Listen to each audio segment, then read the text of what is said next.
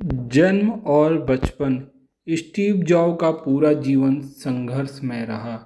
यह संघर्ष उनके जन्म के साथ ही प्रारंभ हो गया। जन्म के समय का माहौल खुशनुमा नहीं था। नाना नानी, दादा दादी और यहाँ तक कि माँ और पिता भी नहीं चाहते थे कि बच्चे का जन्म हो, क्योंकि बच्चे का जन्म एक गैर शादीशुदा महिला से होना था। लेकिन लगता है स्टीव जॉब को ईश्वर ने कुछ विशेष करने के लिए भेजा था। अतः सभी ने ना चाहते हुए भी जॉब्स का जन्म सैन फ्रांसिस्को में 24 फरवरी 1955 को एक डॉक्टर की देखरेख में उनके नर्सिंग होम में हुआ। जन्म के समय बच्चे का कोई नाम नहीं रखा गया। स्टीव की जन्मदात्री माता का नाम योआन सीवल था। वह जर्मन विरासत के एक ग्रामीण पृष्ठभूमि वाली परिवार से थीं। योआन के पिता आर्थर सीवल थे, जो ग्रीक के बाहरी इलाके में अपनी पत्नी के साथ बस गए थे। वे खेत एवं अन्य अचल संपत्तियों के मालिक थे। वह एक खाता पीता परिवार था, लेकिन आर्थर एक सख्त स्वभाव के व्यक्ति थे। खासकर वह नहीं चाहते थे कि उनकी बेटी किसी से मिले जुले, विशेषकर कैथोलिक समुदाय के किसी व्यक्ति के अलावा। लेकिन घर की सख्ती काम नहीं आई। जब योआन सीवल विस्कोन्सिन विश्वविद्यालय की कॉलेज छात्रा थी, तभी एक सीरियाई युवक के संपर्क में आई और दोनों के मध्य प्यार का बीज पड़ गया। सीरियाई युवक का नाम अब्दुल फतह जांडली था। वह एक सीरियाई मुस्लिम परिवार से थे। जांडली अपने परिवार के 9 बच्चों में से सबसे छोटे थे। जांडली का परिवार धनाढ्य और जाना माना था। जांडली के पिता आयन रिफाइनरी के साथ साथ अन्य कई व्यवसाय एवं संपत्तियों के मालिक थे। उनका व्यवसाय और संपत्तियों दमिश्क तथा होम नामक शहरों के आसपास फैला हुआ था। जांडली परिवार में गेहूं की जबरदस्त खेती होती थी और वह परिवार गेहूं की कीमतों को प्रभावित करने की ताकत रखता था। जांडली की मां एक परंपरागत और रूढ़िवादी मुस्लिम महिला थी, लेकिन एक आज्ञाकारी गृहिणी भी थी। यद्यपि जांडली का परिवार रूढ़िवादी मुस्लिम परिवार था, लेकिन शिक्षा के प्रति सजगता का ही परिणाम था कि जांडली को जेसुइट बोइंग स्कूल में दाखिला दिलाया गया। बाद में बेरूत की अमेरिकी यूनिवर्सिटी में जांडली ने स्नातक की डिग्री प्राप्त की। स्नातक होने के बाद जांडली ने विस्कोन्सिन विश्वविद्यालय से राजनीति शास्त्र में पीएचडी करने के लिए प्रवेश लिया। विश्वविद्यालय की शिक्षा के दौरान ही अब्दुल फतह जांडली और योआन सीवल के बीच प्यार हो गया। उस समय दोनों की उम्र 23 वर्ष के आसपास थी और दोनों ही पूर्ण रूप से वयस्क थे। वर्ष 1954 के ग्रीष्म अवकाश में जांडली और सीवल सीरिया चले गए। वे 2 माह तक होम्स के एक साथ रहे। इसी दौरान सीवल ने जांडली के परिवार में रहकर परिवार की खुशी के लिए सीरियाई डिशेज बनाना सीखा। कुछ समय बाद दोनों विस्कोन्सिन लौटे। वापस आने पर सीवल ने घोषणा कर दी कि वह गर्भवती हैं। इस कारण वे भी स्तब्ध रह गए। अब्दुल फतह भी अभी शादी के लिए तैयार नहीं थे, जिसमें सीवल की भी सहमति थी, क्योंकि सीवल के पिता सीरियाई युवक से शादी के सख्त खिलाफ थे। उन्होंने धमकी दी थी कि यदि सीवल अब्दुल फतह से शादी करेंगी तो वे उसे बेदखल कर देंगे। दूसरी ओर कैथोलिक समुदाय में गर्भपात करना भी इतना आसान नहीं था। सीवल दोनों ओर से घिरकर परेशान और बेहाल हो गए। उनकी समझ में कुछ नहीं आया, लेकिन उन्होंने धैर्य से काम लिया और बच्चों को जन्म देने का निर्णय लिया। वह वर्ष 1955 के आरंभ में ही सैन फ्रांसिस्को आ गई। वहाँ पर एक दयालु डॉक्टर ने, जो कुंवारी माताओं के बच्चों को जन्म देने एवं उन्हें चुपचाप गोद लेने की सहायता करते थे। सीवल इन्हीं डॉक्टर की शरण में आ गई और बच्चे को जन्म देने की प्रतीक्षा करने लगी। उधर पाल जॉब्स नामक एक और नवयुवक था। उसका परिवार जर्मन के शहर विस्कोसिन में रहता था। वहाँ पर उसके डेयरी फार्म का पारिवारिक व्यवसाय था। उसके पिता शराबी थे और कभी कभी भद्दी भद्दी गालियाँ भी देते थे। जब भी पॉल जॉब्स शांति स्वभाव और जेंटलमैन थे। पॉल जॉब्स ने जब अपनी हाई स्कूल की परीक्षा पूरी की तो नौकरी की तलाश में रहने लगे। कुछ दिन बाद उन्हें तटरक्षक बल में नौकरी मिल गई। उस समय वह 19 वर्ष के थे। उन्हें जहाज में मशीनरिस्ट बनाया गया। विडंबना यह थी कि यद्यपि वह तटरक्षक बल की नौकरी करते थे पर जबकि उन्हें तैरना तक नहीं आता था, फिर भी वह तटरक्षक की नौकरी में खुश थे।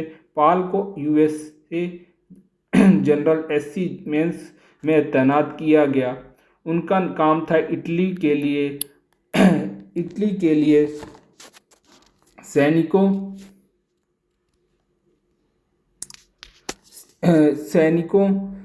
को ढोने वाले जहाज में मिस्त्री, मशीन एवं फायरमैन के रूप में काम करना। वो काफ़ी समय तक लगन के साथ नौकरी करते रहे। वह योग्य और मेहनती थे, लेकिन कभी भी उन्हें पदोन्नति नहीं मिली। द्वितीय विश्व युद्ध की समाप्ति के बाद उनके जहाज को युद्ध सेवा से अलग करने के उद्देश्य से सैन फ्रांसिस्को भेजा गया। उनके साथ उनके अन्य सहयोगी भी थे। सैन फ्रांसिस्को में समय कट रहा था। एक दिन हंसी मजाक में पॉल जॉब्स ने अपने जहाज के सहयोगी से शर्त लगा ली कि वह 2 हफ्ते में अपने लिए एक सुंदर सी पत्नी ढूंढ लेंगे। पॉल जॉब्स एक सुंदर सुडैल टैटू युक्त 6 फीट लंबाई वाले गोरे एवं आकर्षक जवान थे। वह मशीन मैकेनिक की नौकरी में तो थे ही, अतः उनकी ओर से कोई भी सुंदर लड़की आकर्षित हो सकती थी। दूसरी ओर क्लास में मैंगोरियल नाम की एक लड़की थी जो न्यू जर्सी में पैदा हुई थी, जहां उनके माता पिता आर्मेनिया से तुर्की के भागने के कारण आकर बस गए। बाद में उनके माता पिता सैन फ्रांसिस्को के मिशन जनपद में बस गए। चूँकि पॉल जॉब्स अपने दोस्तों से 2 सप्ताह में पत्नी ढूंढने की शर्त लगा बैठे थे, अतः वह बेचैन थे। उनके दोस्तों के पास एक कार थी जिसमें वह दोस्तों के साथ घूमते थे। एक दिन घूमने के दौरान उनकी क्लास से क्लारा से भेंट हो गई। वह भी सुंदर और आकर्षक थी। उन्होंने पॉल जॉब्स के साथ डेट पर जाने का कार्यक्रम बनाया। पहली डेट में ही दोनों नया जीवन शुरू करने के लिए सहमत हो गए। यद्यपि क्लारा यह बात छिपाने में सफल रही कि उसकी पूर्व में शादी हो चुकी है और उसका पति युद्ध में मारा गया है, लेकिन पॉल जॉब्स ने इस ओर कोई विशेष खोजबीन नहीं की।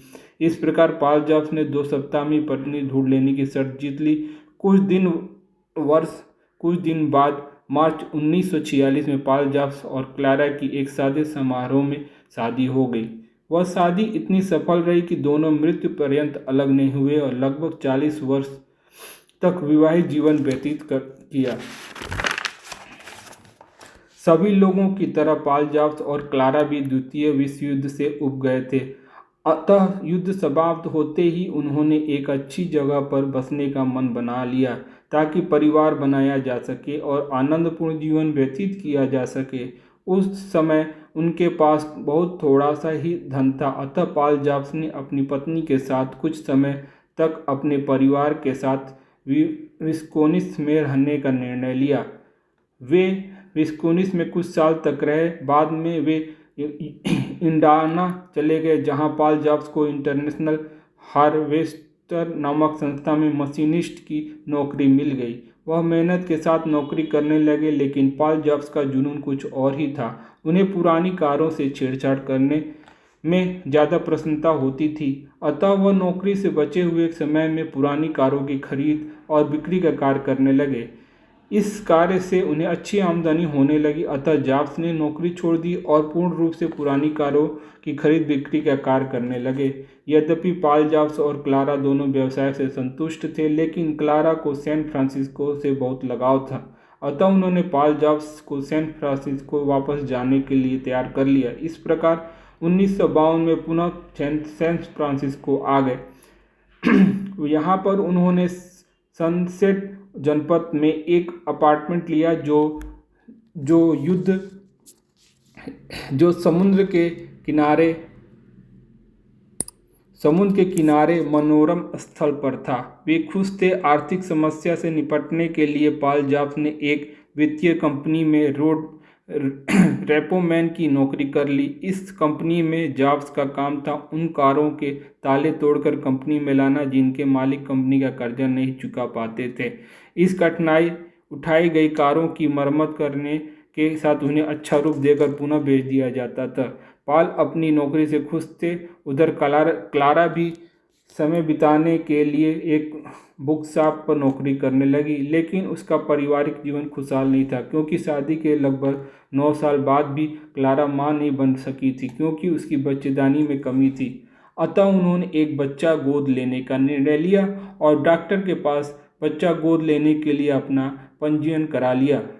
24 फरवरी 1955 को सिबल ने एक लड़के को जन्म दिया।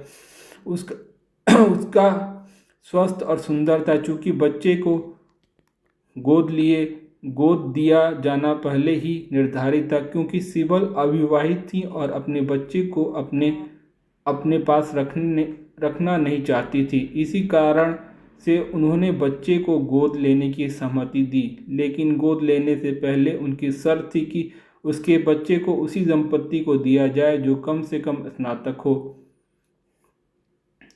बच्चे को गोद लेने के लिए पहले नंबर पर एक वकील दंपति थे जो स्नातक तो थे, लेकिन वे किसी सुंदर लड़की को गोद लेना चाहते थे। अतः उन्होंने सिबल के लड़के को गोद लेने की मना कर दिया। अब आधी रात को पॉल दंपति को सूचित किया गया। पॉल दंपति लड़के की गोद लेने के लिए तैयार हो गए। इस प्रकार सिबल का पुत्र वकील का पुत्र बनते बनते रह गया और एक हाई स्कूल शिक्षित मशीन मैकेनिक का पुत्र बन गया। सिबल को यह पता लगा कि उसके पुत्र को ऐसे दंपति को गोद दिया गया है जो स्नातक नहीं है, अतः उन्हें गोदनामे के कागज में हस्ताक्षर करने से मना कर दिया। इस प्रकार गोदनामा एक ड्राफ्ट बनकर रह गया। यद्यपि बच्चा पॉल दंपति के संरक्षण में था, लेकिन गोदनामा एक सप्ताह तक कानून रूप नहीं ले पाया। बाद में योआन सिबल ने इस शर्त पर गोदनामे पर हस्ताक्षर किए कि पॉल दंपति एक आवश्यक दे दे कि वे बच्चे की स्नातक की पढ़ाई के लिए एक बचत खाता खोलेंगे तथा उस खाते में जमा वह धनराशि स्नातक की पढ़ाई में लिए पर्याप्त होगी। पॉल दंपति ने लिखित में यह आश्वासन दे दिया है और जीवन पर्यंत उसे निभाया भी। उधर सिबल भी गोदनामे का अध्याय बंद करना चाहती थी। उन्हें सोच रहा था कि पिता की मृत्यु के बाद वह शादी कर लेंगी, फिर परिवार के सदस्यों को मना कर बच्चे को वापस से ले लेंगी, लेकिन उनकी यह इच्छा कभी पूरी नहीं हुई और बच्चा पॉल परिवार का ही सदस्य हो गया। इस बाद में पॉल दंपति ने लड़के का नाम स्टीव पॉल जॉब रखा। गोदनामे का काम समाप्त होने के बाद अगस्त 1955 में सिबल और उसके पिता आर्थर सिबल की मृत्यु हो गई। सिबल के सामने रोक टोक करने वाला कोई और नहीं रह गया था। वह अपना निर्णय लेने के लिए स्वतंत्र थी। अतः क्रिसमस के समय योजना और अब्दुल फताह दोनों ने ग्रीन वे की कैथोलिक चर्च में शादी कर ली। अगले वर्ष अब्दुल फताह को इंटरनेशनल पॉलिटिक्स में पीएचडी की डिग्री मिल गई और उन्होंने अध्यापन का पेशा अपना लिया। इसी के साथ ही उन्हें एक और खुशी मिली। उन्हें एक पुत्री पैदा हुई जिसका नाम मोना रखा गया। वर्ष 1962 में सिबल और अब्दुल फताह के बीच अनबन होने के कारण तलाक हो गया। तलाक के बाद योआन सिबल ने पैतृक जीवन बिताना शुरू कर दिया। उनकी बेटी मोना एक विख्यात उपन्यासकार लेखिका हुई जो बाद में मोना सिमंस के नाम से मशहूर रही।